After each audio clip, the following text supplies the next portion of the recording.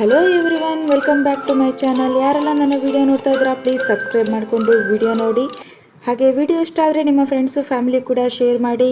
ಇವತ್ತಿನ ದಿನ ಒಂದು ಸೂಪರ್ ಆಗಿರೋ ರೆಸಿಪಿ ತೋರಿಸ್ತಾ ಇದ್ದೀನಿ. ಪ್ರತಿದಿನ ಚಪಾತಿ ಪಲ್ಯ ಅಥವಾ ರೊಟ್ಟಿ ಪಲ್ಯ ಅಥವಾ ರೈಸ್ ಐಟಮ್ ತಿಂದು ಬೇಜಾರಾಗಿದ್ರೆ ಇದನ್ನ ಒಂದ್ಸರಿ ಟ್ರೈ ಮಾಡಿ, ಸಕ್ಕತ್ತಾಗಿರುತ್ತೆ. ಇವತ್ತಿನ ದಿನ ಚಕ್ಕೋಲೆ ಮಾಡಿ ತೋರಿಸ್ತಾ ಇದ್ದೀನಿ. ತುಂಬಾ ಜನ ಮನೇಲಿ ಚಕ್ಕೋಲೆ ಮಾಡೋದು ಗೊತ್ತಿರುತ್ತೆ, ಎಲ್ರ ಮನೇಲೂ ಒಂದೇ ರೀತಿಯಾಗಿರೋದಿಲ್ಲ. ಸೊ ಡಿಫ್ರೆಂಟ್ ಆಗಿ ಮಾಡ್ತಾರೆ. ನಾನು ಕೂಡ ಇಲ್ಲಿ ಒಂದು ಸ್ವಲ್ಪ ಡಿಫ್ರೆಂಟ್ ಆಗಿ ಚಕ್ಕೋಲೆ ಮಾಡೋದನ್ನ ತೋರಿಸ್ತೀನಿ. ಐ ಹೋಪ್ ಎಲ್ಲರಿಗೂ ಇಷ್ಟ ಆಗುತ್ತೆ. ಒಂದ್ಸರಿ ನೀವು ಮನೇಲಿ ಟ್ರೈ ಮಾಡಿ, 100% ಎಲ್ಲರೂ ಇಷ್ಟಪಡ್ತಾರೆ. ಇಲ್ಲಿ ನಾನು 4ರಿಂದ 5 ಸ್ಪೂನು ಆಯಿಲ್ ಹಾಕೊಳ್ತಾ ಇದ್ದೀನಿ. ಇದಕ್ಕೆ 2 ಗಡ್ಡೆ ಬೆಳ್ಳುಳ್ಳಿನ ಸಿಪ್ಪೆ ತೆಗೆದುಬಿಟ್ಟು ಅದನ್ನ ಸ್ವಲ್ಪ ಮ್ಯಾಶ್ ಮಾಡಿಬಿಟ್ಟು ಹಾಕೊಂಡಿದ್ದೀನಿ.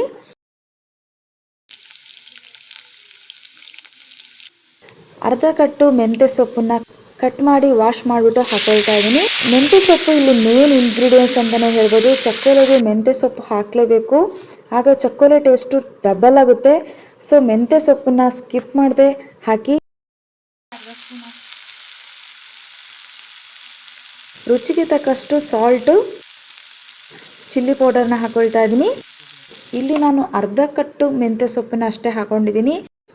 ಮೆಂತ್ಯ ಸೊಪ್ಪು ಸ್ವಲ್ಪ ಜಾಸ್ತಿ ಇಷ್ಟಪಡೋರು ಇರ್ತಾರೆ, ಸೊ 1 ಕಟ್ಟು ಕೂಡ ಹಾಕೋಬೋದು. ತುಂಬಾ ಟೇಸ್ಟಿಯಾಗಿರುತ್ತೆ. ಚಕ್ಕೋಲೆ ಸ್ವಲ್ಪ ವಿಷ ಆಗುತ್ತೆ ಅಂತ ನಿಮಗೆ ಏನಾರ ಡೌಟ್ ಇದ್ದರೆ ಖಂಡಿತ ಇಲ್ಲ. ಮೆಂತ್ಯ ಸೊಪ್ಪು ಹಾಕೊಳ್ಳೋದ್ರಿಂದ ಚಕ್ಕೋಲೆ ಟೇಸ್ಟ್ ಡಬಲ್ ಆಗುತ್ತೆ ಅಂತಲೇ ಹೇಳ್ಬೋದು. ತುಂಬಾ ಚೆನ್ನಾಗಿರುತ್ತೆ. ಈಗ ಮೆಂತ್ಯ ಸೊಪ್ಪನ್ನ ಆಯಿಲ್ನಲ್ಲಿ ಫ್ರೈ ಮಾಡ್ಕೊಳ್ತಾ ಇದ್ದೀನಿ.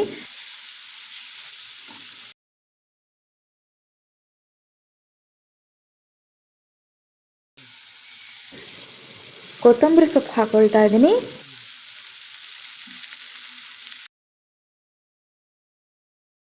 ಇಲ್ಲಿ ನಾನು 1.5 ಸ್ಪೂನು ಗರಂ ಮಸಾಲ ಪೌಡರ್ ಹಾಕೊಳ್ತಾ ಇದ್ದೀನಿ.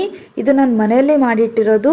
ಇಲ್ಲಿ ನಾನು ಚಕ್ಕೆ, ಲವಂಗ, ಧನಿಯಾ, ಏಲಕ್ಕಿ ಹಾಗೆ ಕಲ್ಲು ಹೂವು ಇದೆಲ್ಲನೂ ರೋಸ್ಟ್ ಮಾಡಿಬಿಟ್ಟು ಮಿಕ್ಸರ್ ಮಾಡಿ ಇಟ್ಕೊಂಡಿದ್ದೆ, ಅದನ್ನೇ ಇಲ್ಲ ಹಾಕೊಳ್ತಾ ಇದ್ದೀನಿ. ಹೊರಗಡೆಯಿಂದ ಯಾವುದೇ ರೀತಿಯ ಮಸಾಲ ಪೌಡರ್ನ ನಾನು ಇಲ್ಲಿ ಯೂಸ್ ಮಾಡ್ತಾ ಇಲ್ಲ.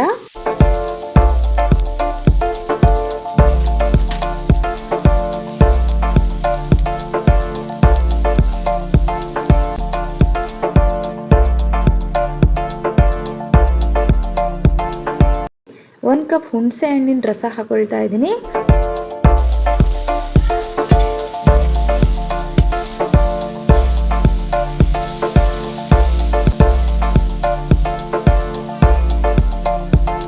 ಸುಮಾರು 4 ಗ್ಲಾಸ್ ಅಷ್ಟು ನೀರು ಹಾಕೊಳ್ತಾ ಇದ್ದೀನಿ.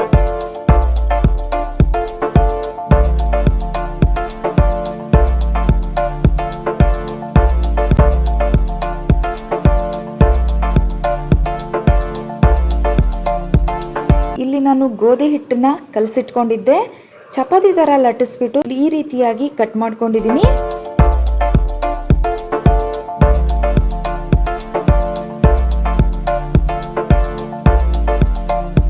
ಕಟ್ ಮಾಡಿರೋ ಚಪಾತಿ ಹಿಟ್ಟನ್ನು ಒಂದು ಪ್ಲೇಟ್ನಲ್ಲಿ ಹಾಕೊಂಡಿದ್ದೀನಿ. ಇಲ್ಲಿ ನಾನು 3ರಿಂದ 4 ಚಪಾತಿನ ಲಟ್ಟಿಸ್ಬಿಟ್ಟು ಕಟ್ ಮಾಡಿ ಇಟ್ಕೊಂಡಿದ್ದೀನಿ. ಈಗ ನೀರು ಚೆನ್ನಾಗಿ ಕುದೀತಾ ಇದೆ. ಈಗ ಕಟ್ ಮಾಡಿರೋಂತಹ ಚಪಾತಿ ಹಿಟ್ಟನ್ನ ಹಾಕೊಳ್ತಾ ಇದ್ದೀನಿ. ಒಂದು 10 ಮಿನಿಟ್ಸು ಚೆನ್ನಾಗಿ ಕುದಿಸ್ಬೇಕು. ಜಾಸ್ತಿ ಕುದಿಸೋದಕ್ಕೆ ಹೋಗ್ಬಿಡಿ, ಯಾಕಂದರೆ ಚಪಾತಿ ಎಲ್ಲ ಮುದ್ದೆ ಆಗಿಬಿಡುತ್ತೆ.